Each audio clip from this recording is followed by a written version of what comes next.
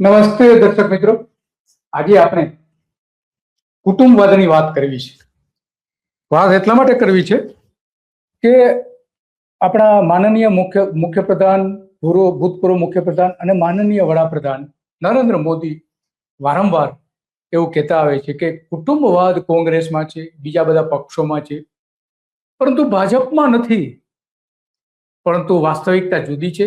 આપણે ચર્ચા કરવી છે. હમણાં ચર્ચા એટલા માટે કરવી છે કે હમણાં ભારતીય જનતા પાર્ટીએ માળખું જાહેર કર્યું હોદ્દેદારોનું પક્ષમાં. એમાં બે નેતાઓ એવા છે કે જે વંશવાદ પ્રમાણે એમની નિયુક્તિ થઈ છે. આમ તો કુલ 3 થાય છે, પણ ચોખ્ખા વંશવાદ કહી શકાય એવા બે વ્યક્તિઓ છે.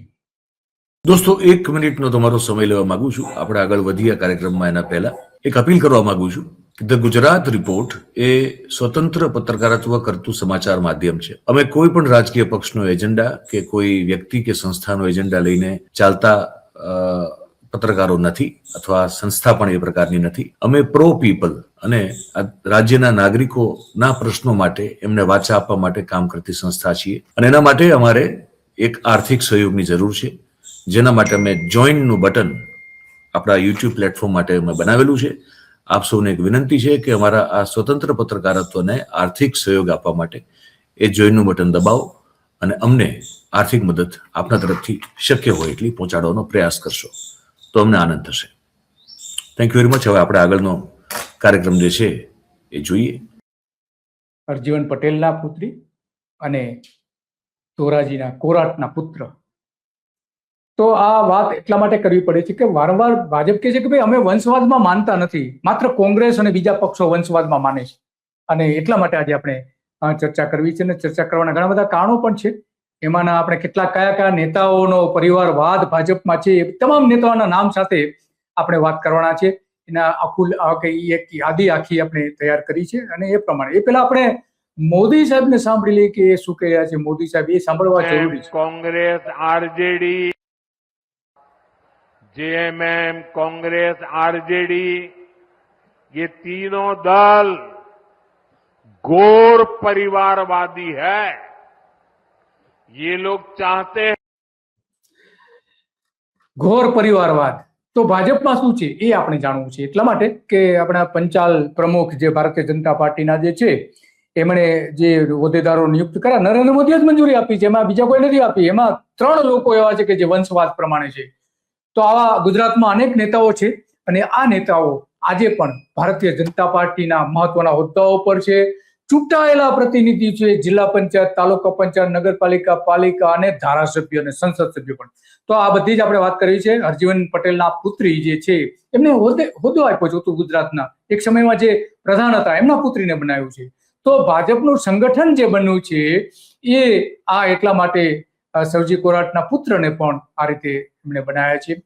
અને આ હમણાં જે દેશમાં ચૂંટણી પૂરી થઈ, એમાં પૂર્વ સીએમ અર્જુન મુંડાના પત્ની મીરા મુંડાને ટિકિટ આપી, પૂર્વ સીએમ મધુ કોડાના પત્ની ગીતા કોડાને ટિકિટ આપી. આજ નરેન્દ્ર મોદીએ પૂર્વ સીએમ રઘુવર રાદાસના પુત્રવધુ પૂર્ણિમા દાસને ટિકિટ આપી. બાબુલાલ સોરેન ભૂતપૂર્વ સીએમ જે એમના પુત્ર ચંપાઈ સોરેનને ટિકિટ આપી. ઇન્દ્રજીત મહોતની પત્ની તારાદેવીને આપી, અને બંદી ઉમરાવના પુત્ર ડોક્ટરને પણ એમણે ટિકિટ આપી. તો આ ગુજરાતમાં તો જિલ્લા પંચાયત, તાલુકા પંચાયત બધી જ જગ્યાએ આપણે જોઈએ છીએ કે એમાં ભારતીય જનતા પાર્ટીના સેંકડો નેતાઓના વંશજો, વારસદારો ત્યાં આજે હોદ્દા ભોગવી રહ્યા છે. કોઈને પુત્રને ટિકિટ આપી છે, પત્નીને ટિકિટ આપી છે, દીકરીને ટિકિટ આપી છે, અને પોતાના સગાઓને પણ ટિકિટ આપી છે, અને બધા ચૂંટાયા પણ છે ને હોદ્દા પણ છે. તો જે ભાજપ વાત કરે છે કે અમારામાં વંશવાદ નથી, પણ સદંતર ખોટી વાત છે. આપણે પાટીલ સાહેબે કહ્યું હતું, પાટીલ સાહેબને સાંભળીએ કે એમણે શું કહ્યું હતું. જેના આવનારા ઇલેક્શન માટેની પાર્લામેન્ટરી બોર્ડની શરૂઆત થઈ હતી, એમાં સાથે આજે આ ચર્ચાની શરૂઆત થઈ છે અને બધાને સાંભળવાની શરૂઆત થઈ છે. પાર્ટીમાં સંકલન સમિતિ અને પાર્લામેન્ટરી બોર્ડમાં કેટલાક નિર્ણય કરવામાં આવ્યો છે કે 60 વર્ષથી વધુ ઉંમરના 60 વર્ષથી વધુ ઉંમરને ટિકિટ નહીં આપવામાં એવું સ્પષ્ટપણે પાટીલ કહી રહ્યા છે, પણ સેંકડો લોકોને 60 વર્ષથી વધારે, નરેન્દ્ર મોદી પોતે 60 વર્ષની ઉંમરના છે, આનંદીબેન પોતે છે. ટિકિટ નહીં આપવી, 3 ટર્મથી વધુ જેના 3 ટર્મ પૂરા થયા હોય એમને ટિકિટ નહીં આપવી. 3 ટર્મથી ધારાસભ્ય હોય એવા અનેક છે, પુરુષોત્તમ સોલંકીથી લઈને ઘણા બધા ધારાસભ્યો છે કે આજે 3 ટર્મ કરતા પણ વધારે સમયથી ચૂંટાઈને જાય છે. વડોદરાના 2 ધારાસભ્યો છે. કોઈ પણ આગેવાનના કોઈ પણ સગાને ટિકિટ નહીં આપવી. ઓહો, આજે સગાની વાત કરે છે, પણ તો પાટીલના પોતાના સગાને પણ એક મહારાષ્ટ્રમાં રાજકારણમાં છે, ટિકિટ આપે છે એના સગા સંબંધીઓ આ તે બધાને, અને પાટીલ વાત કરી રહ્યા છે મોટી મોટી. એ પ્રકારનો એક નિર્ણય થયો છે અને ખૂબ સારા રિસ્પોન્સ સાથે આ ચયન પ્રક્રિયા ખૂબ સરળતાથી ચાલી રહી છે. પ્રક્રિયા સરળતાથી ચાલી એવી સ્પષ્ટપણે એ વાત કહી રહ્યા છે. તો આજે આપણે વાત એટલા માટે કરવી પડે છે કે નરેન્દ્ર મોદીએ કહ્યું હતું કે ભાઈ ભાજપા કે એક ही પરિવાર से ભારત को મુક્ત કરવાય, એટલે કે એક જ પરિવારનું રાજ ચાલતું હતું એવું એમનું કહે છે, પણ એ વાત સદંતર ખોટી છે. એક જ પરિવારના વડાપ્રધાનો થયા છે એવું નથી, અને એવી ઘણી બધી બાબતો છે. આપણે જોઈએ કે ગુજરાતમાં કયા કયા નેતાઓના સંતાનો, જો આપણે આ એક પછી એક સંતાનો આપણે જોઈએ કે કોણ કોણ આજે સત્તા પર હતા, કોને બના. સુરતમાં પતિ પત્ની લાંચ લેતા પકડાયા હતા, તો એ બંને રાજકારણમાં હતા. સુરતના મીના રાઠોડ વતી પતિએ લાંચ માંગી હતી. પંચાયતમાં નેતી પત્નીનું કામ કરતા હતા. તાલુકા પાયા જિલ્લા પંચાયતમાં લગભગ 2,500 જેટલા મહિલા સભ્યો છે, અને મહિલા સભ્યોના પતિ જ રાજ કરી રહ્યા છે. તો આ કુટુંબવાદ નથી તો શું છે? મોટો એક પરફેક્ટ ઘરનું સપનું એને સાકાર કરશે કોણ? Shrinathji group of companies. 10 વર્ષ પહેલા Dakshesh Shah started his journey એક સિમ્પલ ડ્રીમથી. બધાનું ડ્રીમ હોમ બનાવવાનું સપનું, એ પણ અફોર્ડેબલ પ્રાઇસમાં. 2015 થી હજારો ફેમિલીઝનું સપનું પૂરું કર્યું છે, તો તમે કેમ પાછળ રહી જાઓ? આજે જ મુલાકાત લો શ્રીનાથજી સામ્રાજ્ય અને સ્વસ્તિક પાર્કની, અને તમારા સપનાને એડ્રેસ આપો.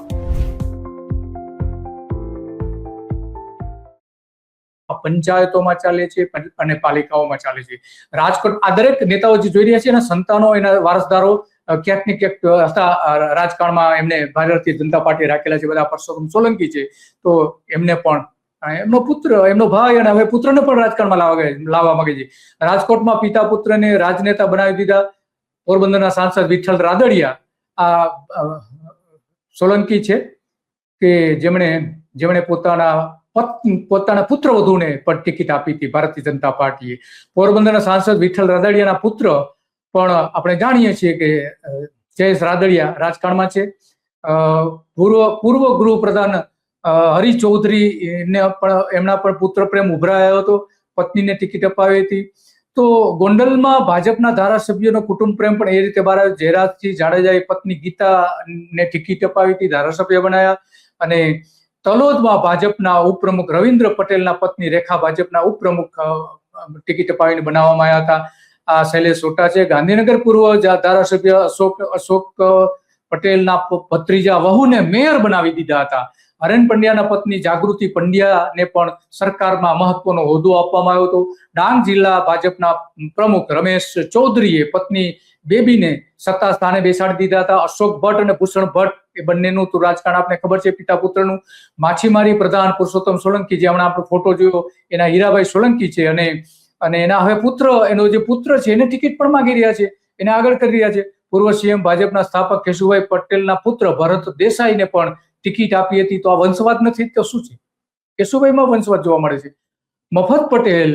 મફતભાઈ પટેલ કે જે ભાજપમાં અમદાવાદ જિલ્લા પંચાયતમાં ઉપપ્રમુખ, આજે રાદડિયાનો આપણે ફોટો જોઈ રહ્યા છે, ઉપપ્રમુખ હતા, ત્યારે એમના પત્ની આનંદીબેન પટેલને ધારાસભ્યની ટિકિટ આપી તેને પ્રધાન બનાવી દેવાયા હતા.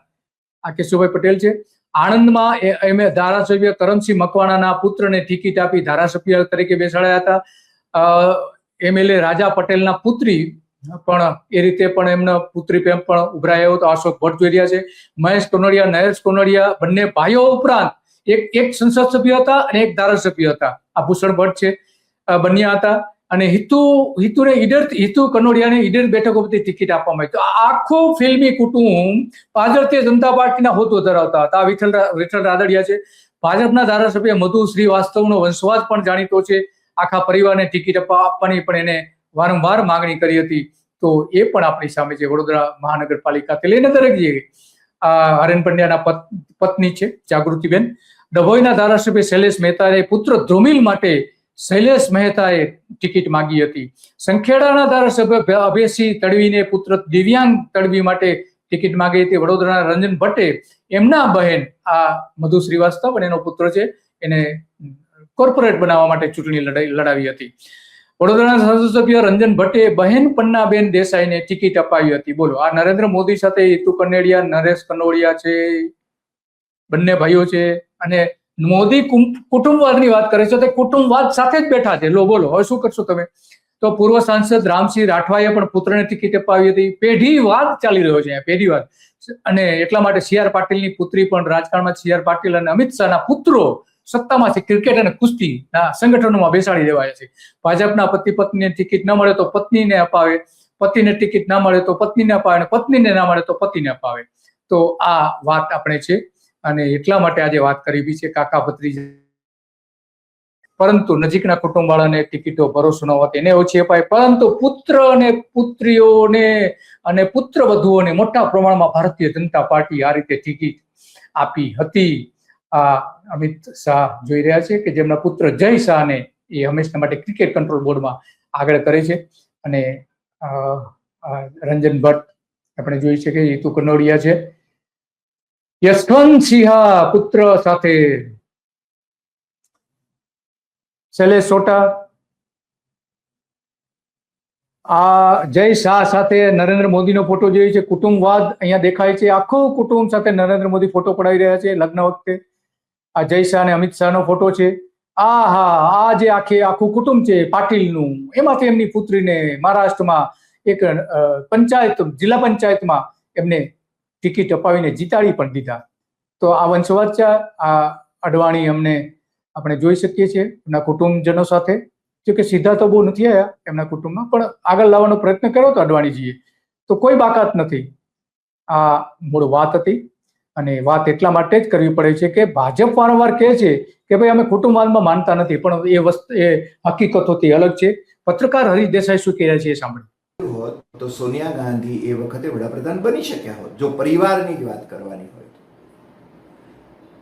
અને ભારતીય જનતા પાર્ટીમાં પણ પરિવારવાદ કેટલો ફાટફાટ થઈ રહ્યો છે.